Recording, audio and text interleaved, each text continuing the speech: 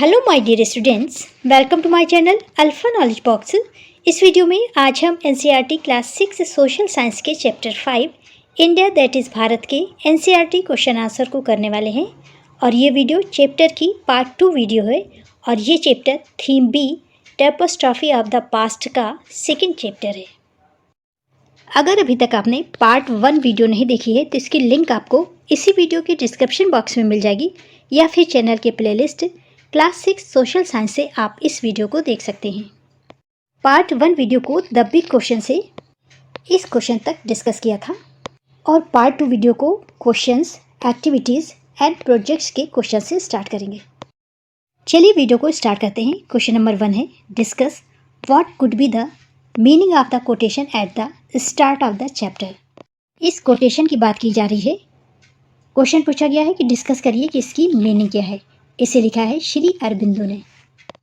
चलिए इसे रीड करते हैं।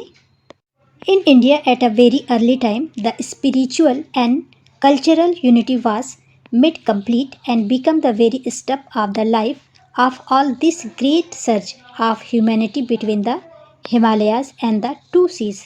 इसकी मीनिंग है, भारत में बहुत पहले ही स्पिरिचुअल और कल्चरल यूनिटी कंप्लीट हो चुकी थी, अर्थात सांस्कृतिक और आध्यात्मिक एकता पूरी हो चुकी थी और दो समुद्रों और हिमालय के बीच मानवता की लहर जीवन का आधार बन गई थी।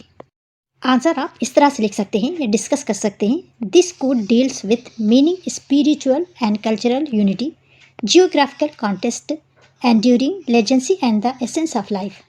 ये कोड आध्यात्मिक और सांस्कृतिक एकता, भौगोलिक संदर्भ, स्थायी विरासत और जीवन के सार से संबंधित है।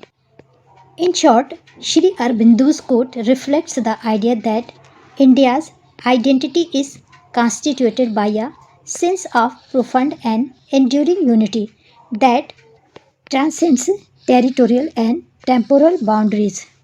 Rooted in its spiritual and cultural traditions, this unity has been defining characteristic of India's civilization throughout history.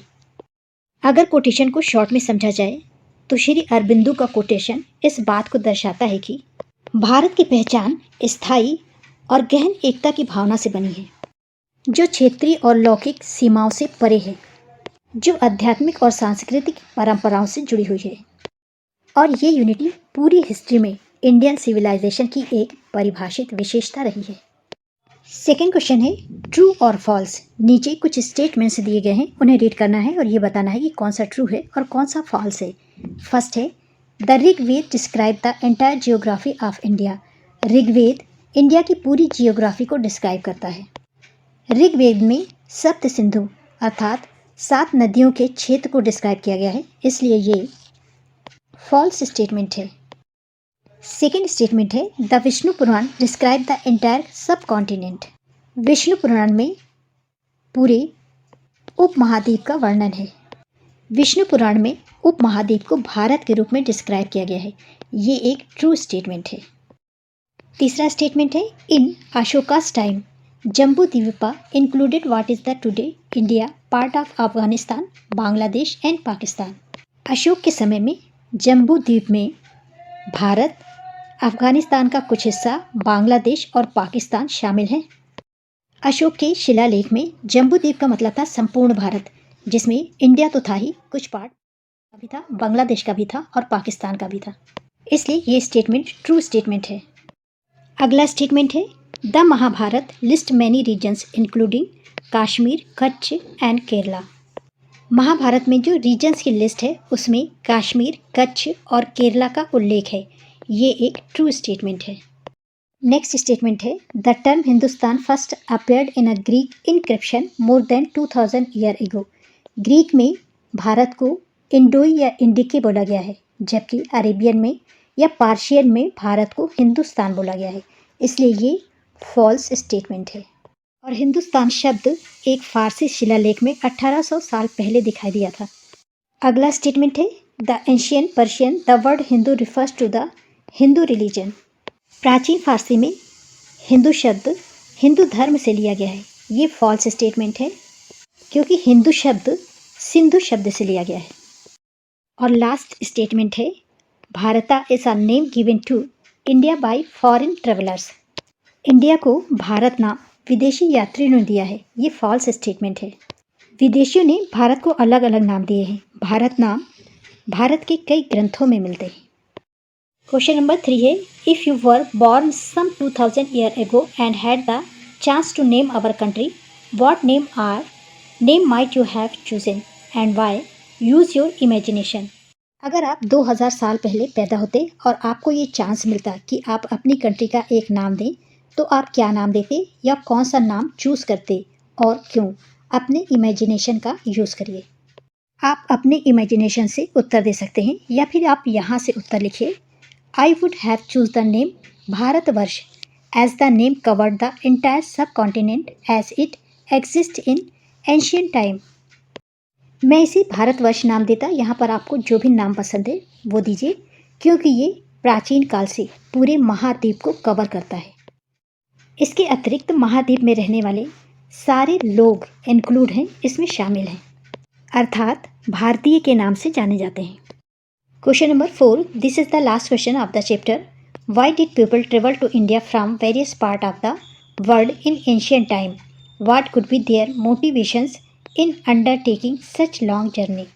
प्राचीन काल में दुनिया के विभिन्न हिस्सों से लोग भारत की यात्रा क्यों करते थे? उनकी लंबी यात्राओं के पीछे किस तरह का मोटिवेशन या प्रेरणाएं हो सकती हैं? इसके बहुत सारे रीज़न हैं। आंसर में आप लिख सकते हैं, people travel to India for various reasons. Many peoples travel to India for trade purposes. कई लोग व्यापार के उद्देश्य से भारत की यात्रा करते थे। व्यापारी और सौदागर अपने सामान को बेचने के लिए या उसे किसी दूसरे प्रोडक्ट से एक्सचेंज करने के लिए, बदलने के लिए यात्रा करते थे। अगला कारण था, there was a lot of demand for Indian goods like spices, muslin cloth, silk and indigo. अगला कारण था, इंडिया के मसालों की, मुस्लिम क्लॉथ की, सिल्क की और इंडिगो अर्थात नील की बहुत अधिक मांग थी। इन ancient time India was famous for its wealth, culture and philosophy. प्राचीन काल में भारत अपनी संपदा, अपनी संस्कृति और दर्शन के लिए प्रसिद्ध था। For travellers India was a land of wonders, thus many peoples driven by a spirit of adventure and desire to visit new and exciting places come to India.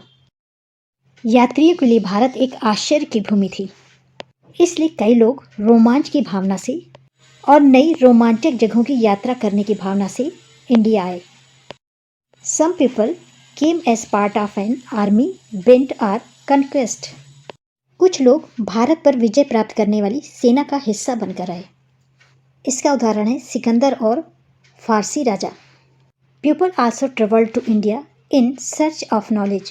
For example, the Chinese travelers like Huan, Sang and Sing came to India to gain knowledge about Buddhism.